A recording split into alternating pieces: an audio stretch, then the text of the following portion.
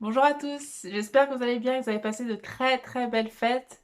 Permettez-moi de vous souhaiter une très bonne année 2021. Je suis vraiment heureuse de vous retrouver dans un nouvel épisode de Ta parole, mon cœur. Ça me fait vraiment plaisir de redémarrer ce podcast avec la petite pause que j'ai eue qui m'a fait beaucoup de bien.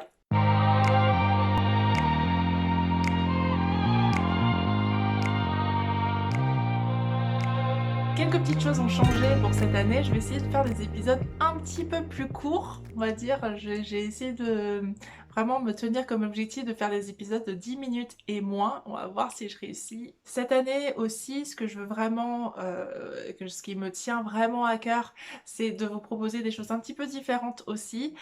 C'est-à-dire de vous proposer des reviews de livres que j'ai pu lire, positifs comme négatifs. J'ai aussi vraiment à cœur d'inviter des personnes sur le podcast pour rendre ça peut-être un petit peu plus interactif.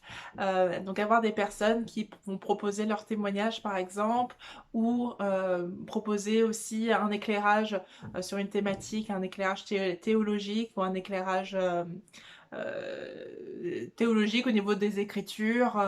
Voilà, ça, je pense que ça pourrait être très intéressant. Donc voilà, j'ai vraiment mis ça en prière et j'espère que en 2021 cela pourra se faire. Donc voilà. Donc bienvenue sur un nouvel épisode de Ta parole, mon cœur. Aujourd'hui, on va regarder un tout petit passage, parce que je dois faire 10 minutes et moins, un tout petit passage de Marc 6. Si ce n'est pas encore le cas, n'hésitez pas à laisser un commentaire, liker cette vidéo et vous abonner à ma chaîne. Si vous écoutez cet épisode via podcast, c'est possible aussi.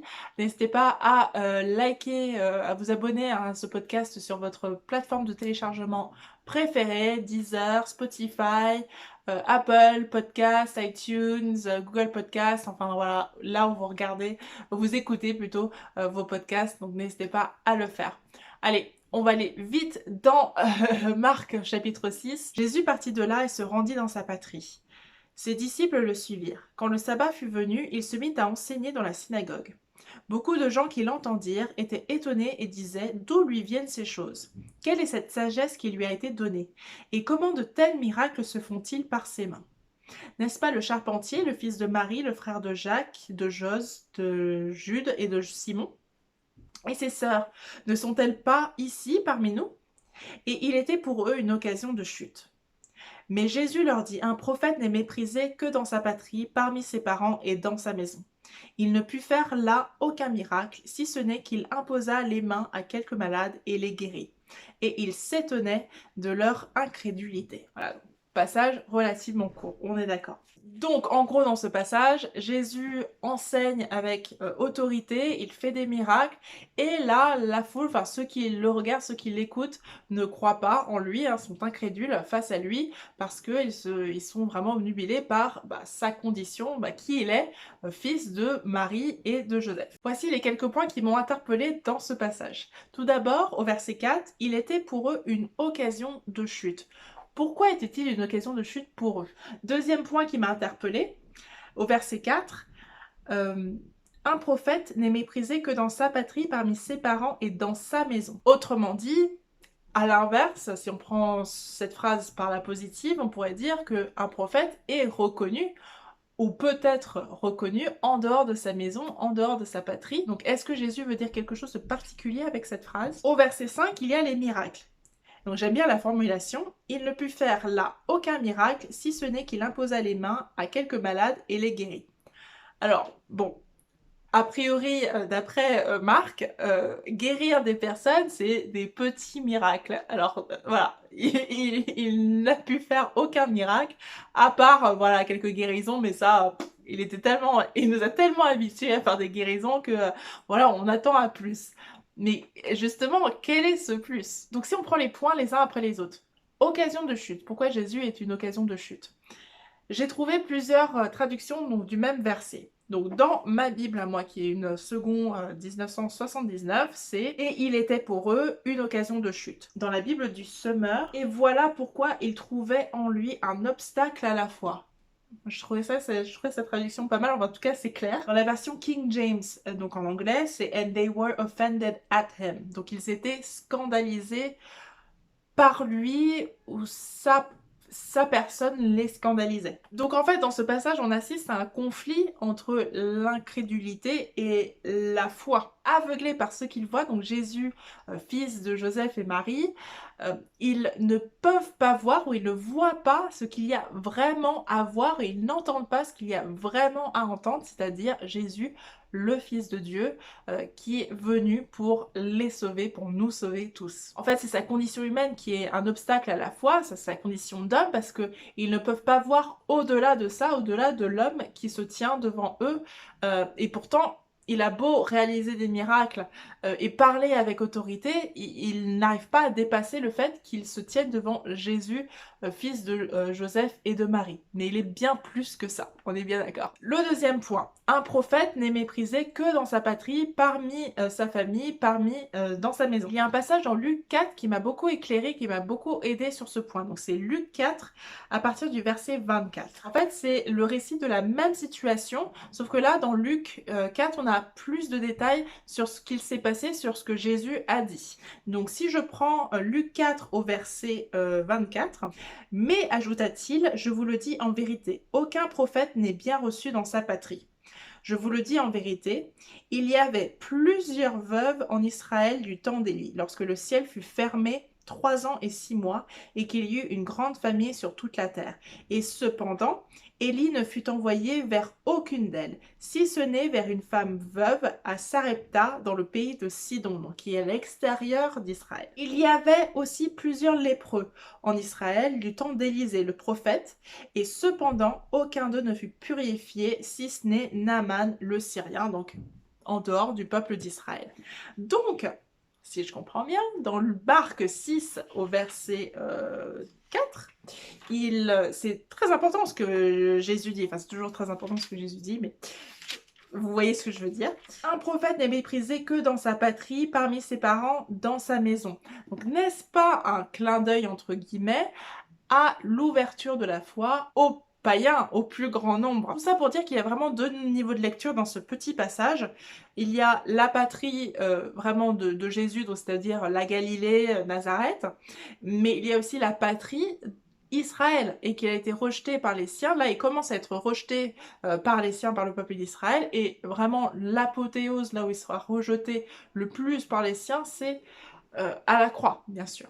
Les miracles. J'ai pas trouvé de passage dans la Bible, en tout cas pour l'instant, je continue à méditer là-dessus concernant le miracle, mais c'est vrai que dans ce passage, on dirait qu'il y a comme des degrés. Alors il n'y en a pas des degrés, mais comme si le plus important des miracles, ce n'est pas la guérison physique. Enfin en tout cas, moi j'aurais tendance à placer la guérison physique comme étant vraiment quelque chose de merveilleux, de magnifique.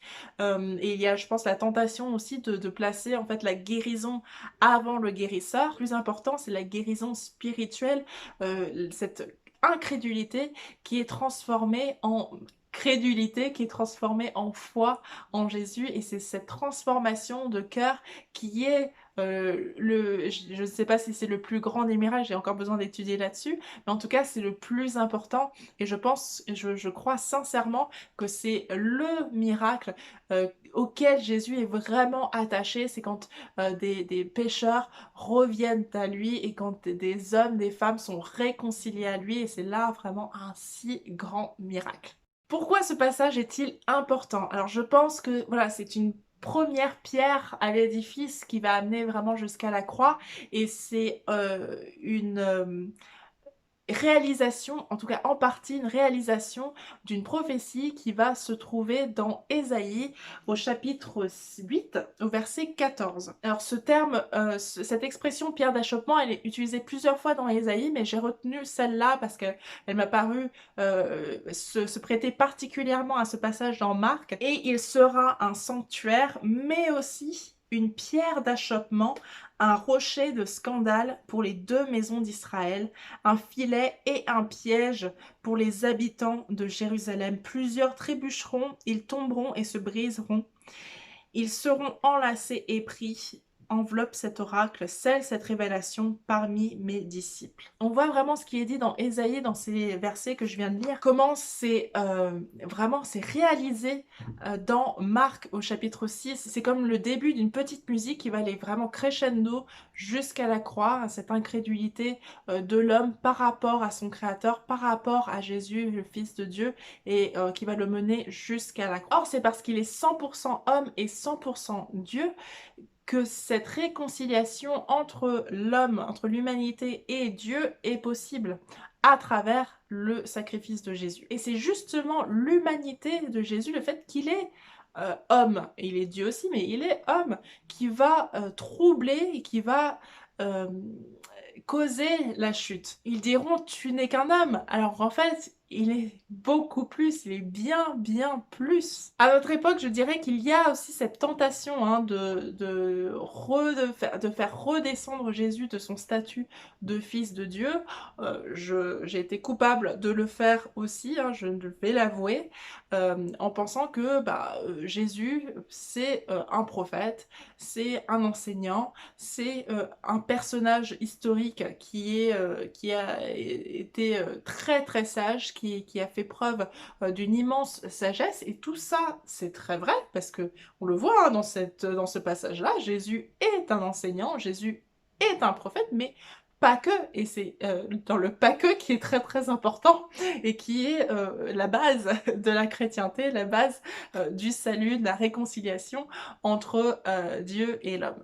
Et une nouveauté pour finir l'épisode, une nouveauté que j'ajoute que je vais essayer en tout cas d'ajouter à la fin des épisodes, c'est le mot du jour. Donc le mot du jour dans sa langue originelle. Donc bon, on est d'accord, Jésus parlait araméen, donc je vais pas vous mettre de l'araméen, mais dans la langue originelle, donc soit le grec, soit l'hébreu.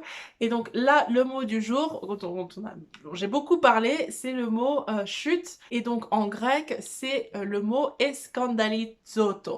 Je ne sais pas si je le dis très bien, il y a forcément un accent qui est quelque part. En tout cas, c'est comme ça que ça s'écrit, je vous l'ai mis à l'écran et je vous le mettrai aussi dans la partie commentaire, dans la partie description de cet épisode si vous écoutez cet épisode en podcast. C'est l'occasion de chute, c'est être scandalisé par, tomber à cause de, et en fait la racine du mot scandalizzoto, c'est scandaliser. Donc on voit vraiment le scandale et aussi la référence à Ésaïe, un rocher de scandale. Ça va pas être le mot du jour, mais en hébreu, ça se dit merchol. J'espère que je le dis correctement. Et c'est trébucher, moyen ou occasion de trébucher, vacillement, et c'est généralement traduit par chute, piège, obstacle, malheur, faire tomber, ruine, victime. Donc voilà, c'est vraiment ce que Jésus a été, en tout cas jusqu'à la croix, mais depuis sa résurrection, on le sait, il est bien plus que cela. En tout cas, merci d'avoir écouté. Si vous écoutez un podcast, merci d'avoir regardé, si vous regardez sur YouTube. N'oubliez pas, l'un ou l'autre, de vous abonner, que ce soit sur votre plateforme de téléchargement ou bien sur YouTube. Moi, je me ferai un plaisir de vous revoir la semaine prochaine. Et donc, je pense que la semaine prochaine, donc, je ferai un review d'un livre. Je ne vous dis pas le livre, ce sera la surprise de la semaine prochaine. Et en tout cas, portez-vous bien, que le Seigneur vous bénisse. À très bientôt. Ciao!